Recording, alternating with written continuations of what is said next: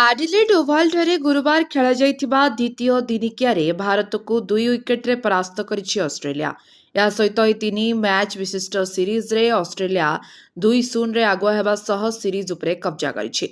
265 ରନ୍ର ଲକ୍ଷ୍ୟକୁ ଅଷ୍ଟ୍ରେଲିଆ 46.2 ଓଭରରେ 8 ୱିକେଟ୍ ହରାଇ ହାସଲ କରିନେଇଥିଲା। ଦଳ ପକ୍ଷରୁ ମ୍ୟାଥ୍ୟୁ ସଟ୍ ସର୍ବାଧିକ 74 ଏବଂ କପୁର କନଲି 61 ରନ୍ କରି ଦଳର ବିଜୟରେ ବଡ଼ ଭୂମିକା ଗ୍ରହଣ କରିଥିଲେ। ଭାରତ ପକ୍ଷରୁ ଅର୍ଶଦୀପ ସିଂ, ହର୍ଷିତ ରାଣା ଏବଂ ୱାଶିଂଟନ୍ ସୁନ୍ଦର 2ଟି ଲେଖାଏଁ ୱିକେଟ୍ ନେଇଥିଲେ। ମହମ୍ମଦ ସିରାଜ ଏବଂ ଅକ୍ଷର ପଟେଲ ଗୋଟିଏ ଲେଖାଏଁ ୱିକେଟ୍ ଅକ୍ତିଆର କରିନେଇଥିଲେ। ଫଳରେ 3ଟି ମ୍ୟାଚ୍ ବିଶିଷ୍ଟ ଶୃଙ୍ଖଳକୁ ଗୋଟିଏ ମ୍ୟାଚ୍ ବାକି ଥାଇ ଅଷ୍ଟ୍ରେଲିଆ 2-0ରେ ଜିତି ନେଇଛି। ଗୁରୁବାର ମ୍ୟାଚ୍ରେ ଭାରତ ପ୍ରଥମେ ବ୍ୟାଟିଂ କରି ରୋହିତ ଶର୍ମାଙ୍କ 73 ରନ୍ ଏବଂ ଶ୍ରେୟସ ଆୟରଙ୍କ 61 ରନ୍ ବଳରେ ନିର୍ଦ୍ଧାରିତ 50 ଓଭରରେ 9 ୱିକେଟ୍ ହରାଇ 264 ରନ୍ ସଂଗ୍ରହ କରିଥିଲା। ଅକ୍ଷର ପଟେଲ 44 ରନ୍ ସଂଗ୍ରହ କରିଥିଲେ ଏବଂ ଅନ୍ୟ କୌଣସି ବ୍ୟାଟ୍ସମ୍ୟାନ୍ ଭଲ ସ୍କୋର କରିବାରେ ସଫଳ ହୋଇପାରିନଥିଲେ। ଅଷ୍ଟ୍ରେଲିଆ ପକ୍ଷରୁ ଆଦାମ ଜାମ୍ପା ସର୍ବାଧିକ 4ଟି ୱିକେଟ୍ ନେଇଥିବା ବେଳେ ଜାଭିୟର ବାଟଲେଟ୍ 3 ଓ ମିଚେଲ ଷ୍ଟାର୍କ 2ଟି ୱିକେଟ୍ ଅକ୍ତିଆର କରିନେଇଥିଲେ। Bureau report, live life Odia.